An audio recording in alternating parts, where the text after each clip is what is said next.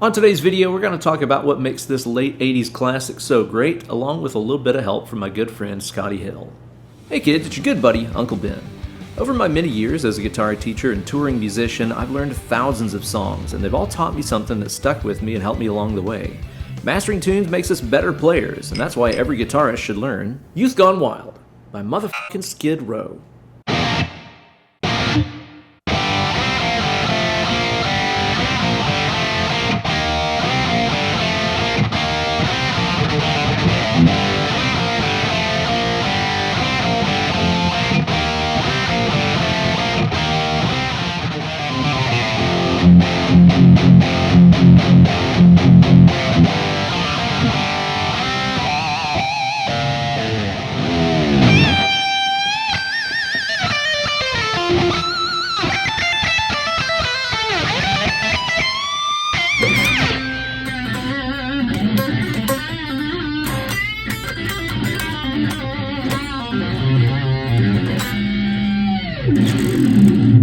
Hey kids, it's your good buddy, Uncle Ben. When you think about the rock scene of the late 80s and early 90s, the first thing your mind probably goes towards is bands like Poison that were doing the glam thing with the big hair and the spandex and all that.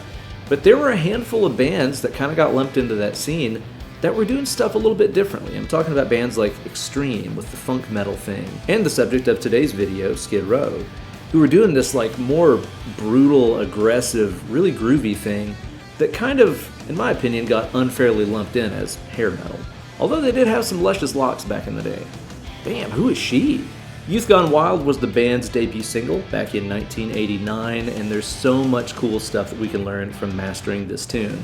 That's what we're going to talk about today. But you're going to get even more out of this video if you check out the extended and ad-free cut that's only available over on my Patreon page, patreon.com/Ben Eller Guitars. People are saying it's the best $1 a month you can spend, and that it might be a cult. And I'm not arguing with them. Sign up today for less than the price of a cup of mediocre coffee, and you're going to get access to a community of awesome people just like yourself, as well as hundreds of exclusive posts, downloadable tabs, backing tracks, and so much more over at patreon.com/Ben Eller Guitars. I'll see you there. Meow. Let's get into it. First things first, let's talk about the tones and the toys you're going to need to make this tune work. One thing I've always loved about Skid Row is that they have a great guitar sound. It's really simple. It's not like a super produced, glossy sound that a lot of other bands in the 80s were using. Just pretty straightforward guitar into amp kind of stuff. To play the song, you're going to need a guitar with a humbucker in the bridge and a Floyd Rose kickstand here, which is why I've chosen this amazing Iconic Solana guitar today, because it has just those things and nothing else. Sweet simplicity. Scotty told me that the majority of the record was recorded using the ADA MP1 preamp going into the power section of a Marshall Silver Jubilee, which is a pretty sick combination. But as for myself, I'm going to be playing through the Friedman Jake E. Lee 50 head up here, which is one of my favorite amps ever. But if you're using a modeler or something, just dial in any classic British tone with some high gain on it. Maybe put yourself a boost pedal in front. I'm using the classic Boss SD1 today, like one of my favorite overdrive pedals ever, just to push the amp a little bit more into that overdriven territory, and maybe add in a sprinkle of reverb. That's about it.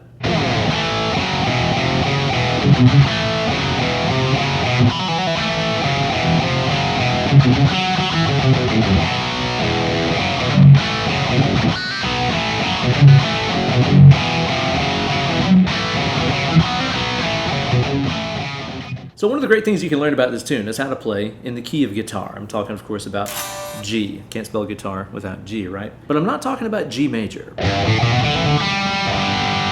I'm talking about the most sacred of rock stomping grounds, G minor, as showed to us by rock and roll legends such as Ritchie Blackmore from Deep Purple. Like every Deep Purple song is in G minor, and so is this one. The main riff of this song is made up of some cool double stops and dyads. Check this out.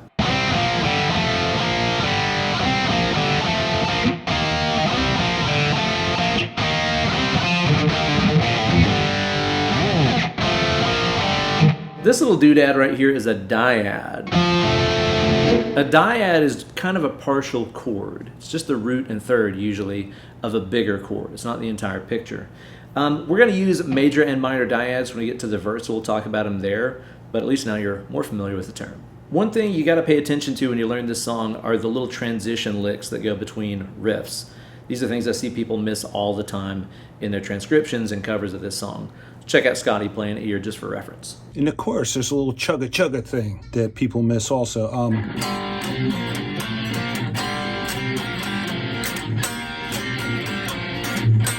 Right here.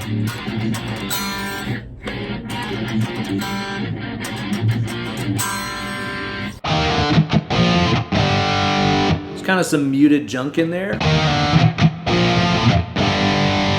It's really there for rhythmic effect more than anything melodic. Whenever we get to the verse of the song, we're going to do a little bit of your stepmom's favorite, talking about a little bit of knob work.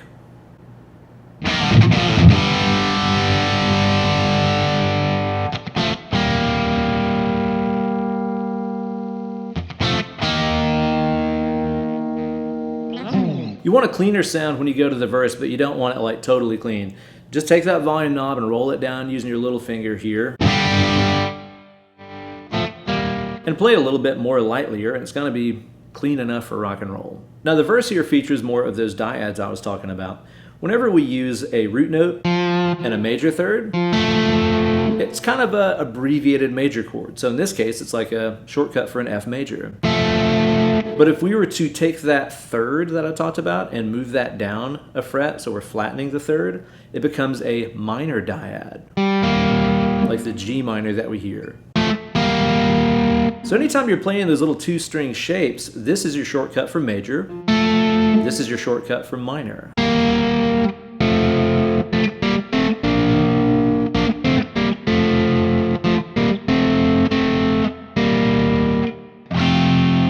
And yes, you can lean on me for all your guitar knowledge.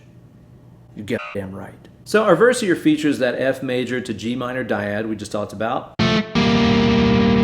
Then we also have the F major dyad to an E flat power chord.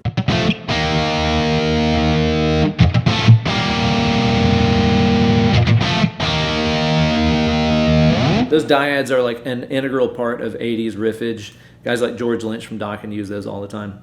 Actually, that would be pretty fun. Should I do one of these videos on a Dokken song?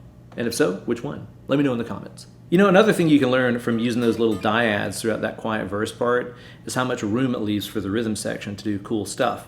Because the bass isn't just following along with the guitar. That'd be really boring, right?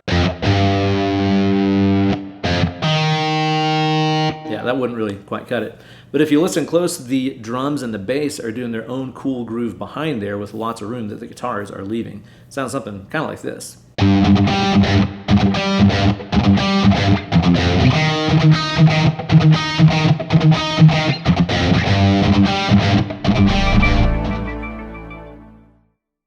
At the end of the verse, there's another one of those transition licks that Scotty said a lot of people miss. And there's some cool technical stuff you can learn from this too. Check it out.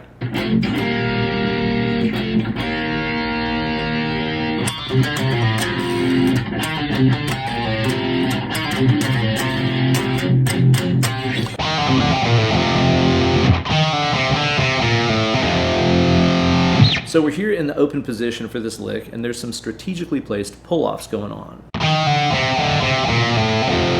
It's not all picked. That would make it like 10 times harder, and it wouldn't really sound as good either. This is a classic guitar picking strategy that so many players use, a lot of them not even realizing that they're doing it. But in a nutshell, what we're trying to do here is to not pick the last note on a string. Whenever you do that little pull off there, instead of picking that last note, it gives your pick enough time to get to where it needs to go next, in this case the A string.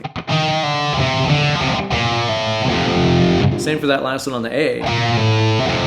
By not picking that note, it gives my pick enough time to get up here and above the strings for that F power chord. Simple strategy, absolutely everybody uses it. The sooner you can get used to it, the better off you're going to be.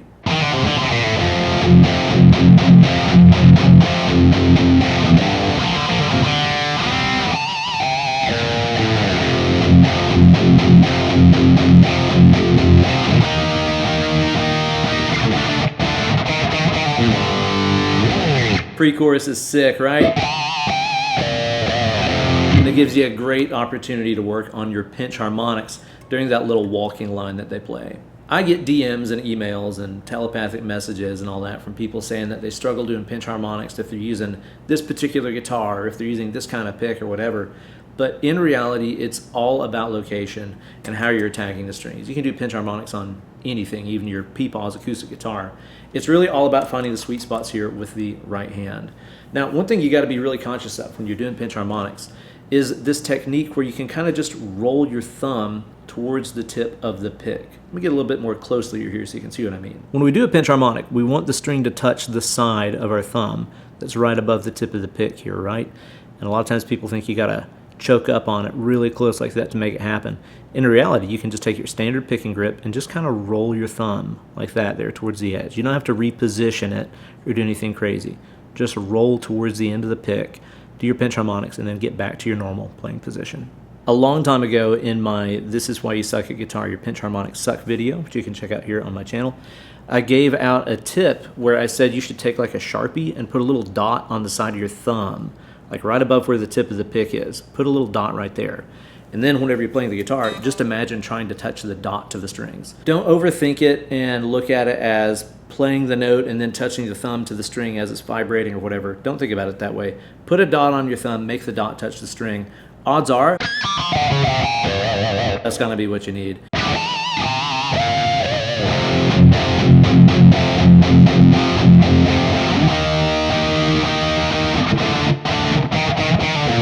There's another one of those licks. And then there's like every riff in the song has some kind of lick that goes at the end of it, so be sure to pay close attention to those. It's really part of the character of the song. And now we get to the awesome solo section of the tune, which features a guitar duel between Snake and Scotty, where we're all the victors because we get to listen to those tasty hot licks. Snake's solo is up first, but before we get to that, we got to talk about the cool key change that goes on right here. So the song has been rooted in that G minor tonality, but once they get here to the solo section of the tune, it jumps up to A.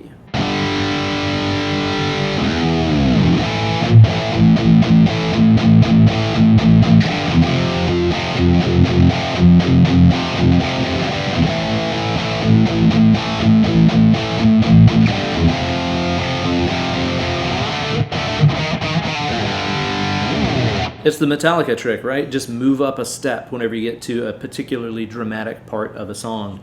It's not one of those things that's theoretically very sound because the key of G minor and the key of A minor are pretty different from each other harmonically, but it's okay. It gives you a surprise. There's nothing wrong with that. And that's something I find a lot of guitar players, they get really scared about with their writing. They're like, oh, the circle of fifths says I can't do that. I can only move in this direction or that direction, or else it'll be too off-putting or too dramatic of a change. But that's okay, right? Adding in a little bit of interest, adding in some drama to your tunes by doing something that's not exactly correct can be really interesting for the listener. There's some interesting stuff going on here with Snake's solo. Let's check this out. So Snake's solo starts off with a big old sassy bend up to the root note A, our new tonal center. And then he has this cool lick that features some arpeggio use. Kind of a combination of scale and arpeggio ideas. And there's something kind of odd going on right here. Okay, first thing I noticed was this. Using D and E flat, I was like, what's E flat doing here? That's not in the key of A minor, unless you're using the A blues scale, right? That does have that E flat in there as kind of the flat 5 blues note. So I was like, okay, well that makes sense. But this guy has a B flat in there as well. That doesn't go in our key. So that's sort of an odd one. That's almost like A Phrygian with a big exotic YOLO mouse meat scale. And the cool thing about this is it would work for him to play A Phrygian over this because the chords he's playing over, A and F, are found in the A Phrygian scale or the A minor scale. You got to look at it this way. The chords that you're playing over are kind of giving you permission for what scales or what notes you can play. As long as the scale you choose can make those chords, you're good to go. So this is kind of a momentary modal interplay thing going on here, kind of fusion-y, if you will, that I didn't really expect to learn in this rockin' ass solo. Pretty cool. Now the next lick that he plays is this pedal tone thing that's back to being squarely in the key of A minor. That kind of evokes that frilly shirt kind of feeling, right? A pedal tone like this will always work if the note that you're pedaling, the A and then the E in this case, work against the chord that you're playing over. At this point in the solo, he's playing over the F chord, and to F, this A note is sounding out as a major third. So that's a good note to keep going back to in there. And then when he goes to this line, the E note is sounding out as like a major 7. A little sentimental, a little jazzy on top there. And then he resolves really nicely on A, which again is the third of that F chord. And then he has some more pedal tone stuff as he plays this ascending lick. A lot of times I see people just play that in the 17th position. But if you take the original track and slow it down, you can hear he gets to this G note first.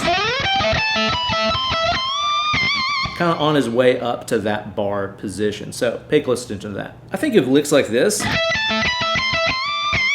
as being like very David Gilmour, you know, very Pink Floyd. Or very Gary Moore. I played that one and that kind of reminded me of a Gary Moore thing. And then Scotty comes in with his awesome solo.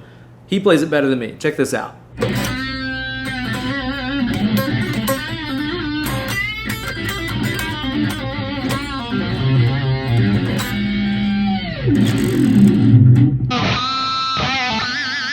You gotta love that sass and that vibrato, man. You gotta work on shaking that rope. That's where the good stuff is, you know. We all work on our chops and all that jazz, but he's got that good meaty vibrato going on. You gotta work on that stuff, and this solo can give you a good excuse to do it. There's another pedal tone one right there, hitting that A. The cool thing about this particular chord progression, where we're playing over the A and the F, is that A is what we call a common tone between those chords. A is the root note of A minor, and it's the third of the F. So whenever I'm soloing using, like, I don't know, the A minor genitonic scale, if I know those shared tones, I can just land on A against either chord and I know it's going to sound good because it's part of both of them. So we've already talked about using like A Phrygian and A minor, and now whenever he plays this really bluesy lick, he's kind of giving us a Dorian with this F sharp note in here, the 6. Which is not really a note that should work considering that the chord progression has an F in it and we're playing an F sharp. That should clash like big time.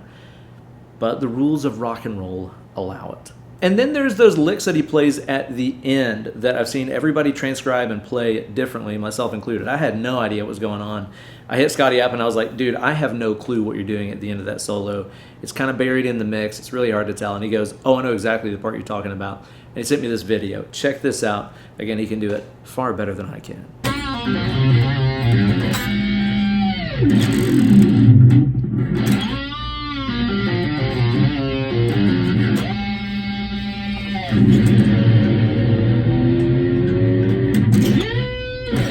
As you can see, he was getting us back there to the tonality of